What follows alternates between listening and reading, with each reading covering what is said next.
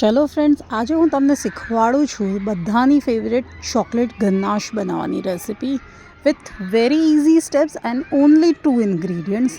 હું એને બે અલગ રીતે શીખવાડીશ. આઈ એમ શ્યોર તમારી પાસે એક કાં તો બીજી વસ્તુ તો હશે જે તમે એક ઓરેલ્સ બીજી રીતના યુઝ કરી શકશો. જો તમે કેક ના બનાવતા હોય તો ચોકલેટનો સોસની જેમ યુઝ કરજો. દૂધમાં તો શ્યોરલી યુઝ થશે જ. એન્ડ આ દરેક ગૃહિણી ઘરે બનાવતી જ હોય છે અને એની રિક્વાયરમેન્ટ હોય જ છે. Let's learn how to make a simple chocolate ganache or a chocolate sauce recipe. હવે એના માટે મેં લઈએ છે અહીંયા 2 mની એક ચોકલેટ સ્લેબ જે એપ્રોક્સ 500 ગ્રામ્સની હોય છે. હવે આને ચોપ કરવી ઇઝ અ સિરિયસ ટાસ્ક, કેમકે બહુ જોર લગાડવો પડે છે.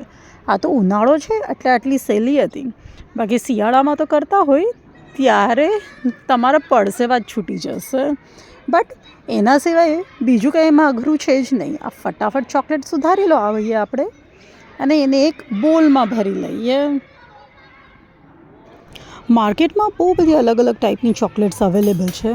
પ્યોર ચોકલેટ્સ બી અવેલેબલ છે, પ્લસ કમ્પાઉન્ડ બી અવેલેબલ છે. આજે આપણે કમ્પાઉન્ડ ચોકલેટ યુઝ કર્યું છે અને કમ્પાઉન્ડ ચોકલેટ 500 ગ્રામનો એક સ્લેબ છે. એની સાથે 200 mlની અમૂલ ફ્રેશ ક્રીમ જે નાનું પેક આવે છે ટેટ્રા પેક, એ લઈ લીધું છે. એ આપણે એકદમ સરસ રીતે આમાં ખાલી કરી લઈશું. હું યુઝ કરું છું આ સિલિકોન સ્પેચ્યુલા, તો એને આપણે ઘસીને ખાલી કરી દઈએ. વન્સ ઇટ્સ ડન, હવે એને માઇક્રોવેવ કરશું 30 સેકન્ડ માટે વન ટાઈમ. પછી એને આપણે બહાર કાઢશું અને આપણે કરશું એકદમ સરસ મિક્સ.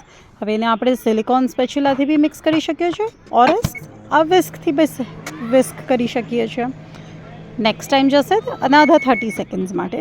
આવી રીતે આપણે 3 વાર કરવાનું રહેશે.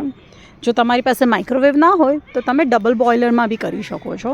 ડબલ બોઇલર માટે એક નાનું તપેલું લઈ લેવાનું, આ ગ્લાસ બોલ કરતાં જે સાઇઝ ઉપર જ રહી જાય, જેમાં નીચે પાણી ભરી લેવાનું અને પછી એને ખૂબ સરસ રીતે જેમ પાણીની વરાળ વળવા લાગે એટલે આ ઉપર જે ચોકલેટ હોય એ બી એની વરાળની ગરમીથી ગરમ થવા લાગશે અને ઉગળવા લાગશે. એટલે તમારે ત્યાર પછી એને હલાવવાનું, એટલે આવી જ રીતે એકદમ સરસ બની જશે.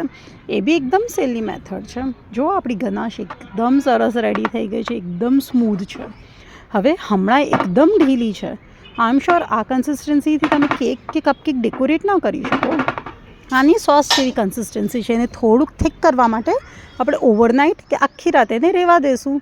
નેક્સ્ટ ડે મોર્નિંગમાં જો એ જાતે જ કડક થઈ ગઈ. હવે આને યુઝ કઈ રીતના કરશું એની બી ટેકનિક હું તમને શીખવાડું છું. એને આપણે પહેલાં હેન્ડ વિસ્કથી કે ઇલેક્ટ્રિક બીટરથી બીટ કરી લેવાનું. જો તમારી પાસે ઇલેક્ટ્રિક હોય તો તમારું મહેનત ઓછી લાગશે, બાકી હેન્ડ બીટરથી બી વાર નથી લાગતી. એકવાર તમે બીટ કરવાનું ચાલુ કરશો તો તમને જાતે જ ખ્યાલ આવી જશે કે થોડી જ વારમાં એકદમ સ્મૂધ કન્સિસ્ટન્સી આની આવી ગઈ છે. હવે ચલો હું તમને એક કપકેકને આઈસ કરવાની બી ટેકનિક સાથે શીખવાડું તો તમને ખ્યાલ આવે કે આપણી ગનાશ કેટલી સ્મૂધ બની છે. હવે એ ગનાશને આઈસ કરવા માટે આપણે એક પાઇપિંગ બેગ લીધી છે. એ પાઇપિંગ બેગ તમને કોઈ બી આઈસિંગ કે કેકની શોપ્સ હોય એમાં મળી જશે. અને એમાં મેં એક સ્ટાર નોઝલ લીધી છે. સ્ટાર નોઝલ એટલે એનો જે આગળનો શેપ છે એ સ્ટાર જેવો છે. આ જે શેપ હોય એને આપણે સ્ટાર નોઝલ કહેવાય છે. હવે આ પાઇપિંગ બેગની અંદર આપણે ગનાશ ભરી લઈશું. હું બધું નથી ભરતી, જરૂર પૂરતું થોડું મસ્તું જ ભરું છું ગનાશ. વન્સ ઇટ્સ ડન એને આપણે ધીરેથી આગળ પુશ કરશું. યસ, જો એમાંથી થોડું બહાર નીકળું. હવે આપણે એને એકદમ સરસથી આઈસ કરતાં શીખવાડ્યું. હું રોઝ બનાવું છું, એના માટે આપણે વચ્ચે પહેલાં એક ધીમેથી પુશ કર્યું અને ત્યાર પછી વચ્ચે એક સ્ટાર બની ગયું એટલે એને રોલ કરી દીધું. સો બ્યુટિફુલ રોઝ કપકેક રેડી છે. મને એમ થયું કે ખાલી ક્રીમથી કેમ, આપણે વોટર ગનાશ બી હું તમને શીખવાડું. વોટર ગનાશ કહો કે વોટર ચોકલેટ સોસ કહો. હવે આ જે સોસ છે એકદમ કન્સિસ્ટન્સી એની સ્મૂધ રહેશે અને ગનાશની જેમ થિક નહીં થાય. હવે આની જે મેઝરમેન્ટ છે, આપણે 100 ગ્રામ ચોકલેટ છે એમાં 50 ગ્રામ પાણી લેશું. અંદાજે જે ચોકલેટનું એક બાઉલ ભર્યું હોય તો એના કરતાં અડધું બાઉલ પાણીનું લઈ લીધું આપણે. થોડું આગળ પાછળ થશે તો ચાલશે, તમને કન્સિસ્ટન્સીમાં કોઈ ડિફરન્સ નહીં આવે, બિકોઝ આ તો આપણે સોસ બનાવીએ છીએ, આ તો ઢીલો જ રહેશે. હવે આ સોસને તમે અલગ અલગ ઘણી બધી રીતના યુઝ કરી શકશો. આને બી આપણે માઇક્રોવેવ કરવાનું છે, બટ આપણી જો ક્વોન્ટિટી ઓછી છે તો એકસાથે આપણે માઇક્રોવેવ નહીં કરીએ. પહેલાં 15 સેકન્ડ માઇક્રોવેવ કરશું, પછી ફરીથી અનધર 15 સેકન્ડ માઇક્રોવેવ કરશું અને આને આપણે કોન્સ્ટન્ટ હલાવતા રહીશું. હલાવીને આપણે એન્ડમાં મારી કન્સિસ્ટન્સી એકદમ સ્મૂથ થઈ ગઈ છે, કોઈ કણી નથી રહી ચોકલેટમાં. તો હવે આપણે એમાં એડ કરીશું બટર. બટર એડ કરવાથી શું થાય છે કે આપણે ચોકલેટ સોસમાં શાઇન આવે છે અને ટેસ્ટ બી એડ કરશે.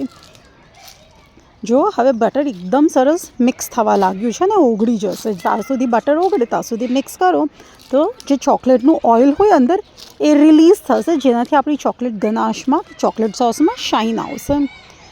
આ જે ચોકલેટ સોસ છે એ ગનાશની જેમ થીક નહીં થાય, તો તમે એને ફ્રિજમાં રાખો કે બહાર રાખો એ એઝ ઇટ ઇઝ એમનેમ જ રહેશે, એકદમ સરસ રહેશે. અને તમે એને ચોકલેટ સોસની જે તૈયાર બોટલો લો છો એની જગ્યાએ આ ચોકલેટ સોસ યુઝ કરજો તો આઈ એમ શ્યોર તમારા કિડ્સ બી બહુ જ ખુશ થઈ જશે. એન્ડ આનો જે ટેસ્ટ છે એ એકદમ સરસ અને ફ્રેશ હોય છે, એકદમ 5 સ્ટાર હોટલ જેવી ફિલિંગ આવશે. અને તમે તમારા વેનીલા આઈસ્ક્રીમમાં નાખીને તમારા ગેસ્ટને સર્વ કરો, they will be so impressed with you. હવે વેનીલા આઈસ્ક્રીમની વાત નીકળી છે તો મેં કીધું ચાલો તમને એક ડેઝર્ટ હું બનાવીને બતાવી બી દઉં. I thought why not make a brownie with sizzling hot sauce. હવે એના માટે આપણો સોસ તો હોટ જ છે, તો આ સોસને આપણે એડ કરશું આપણી બ્રાઉનીના પીસમાં. જો આપણી બ્રાઉની રેડી છે, હવે એમાં હું એડ કરું છું આપણો ફ્રેશલી મેડ ચોકલેટ સોસ, જેને બનાવતા વાર સેજ બી નથી લાગી. આપણે ઝટપટ સોસ બની ગયો. એ સોસને આપણે બ્રાઉનીમાં સ્પ્રેડ કર્યું. એકદમ બ્યુટિફુલ કન્સિસ્ટન્સી છે, એકદમ લિક્વિડી છે and taste is just amazing. You should have smelled my kitchen. It smells vanilla and chocolate. આ બ્રાઉનીમાં મેં કીધું ખાલી સોસ શું કરવા લગાડો છે, ચલો થોડાક નટ્સ બી એડ કરી દઈએ. Let's make it exotic. So here is our exotic brownie ready. હવે બનાવી જ છે તો ટેસ્ટ કરવો તો બને છે. અને લાવો હું તમને ટેસ્ટ કરીને કહું કે કેટલી સરસ લાગે છે ગરમા ગરમ સોસ સાથે. આ બ્રાઉની ટેસ્ટ જસ્ટ અમેઝિંગ, એટલું ટેસ્ટી તે ફ્લેવર આવે છે. Well I am taking one more bite of my brownie. તમે મને કમેન્ટમાં જરૂરથી જણાવજો તમે તમારા ગેસ્ટને આ હોમમેડ સોસ ખવડાવ્યો કે નહીં.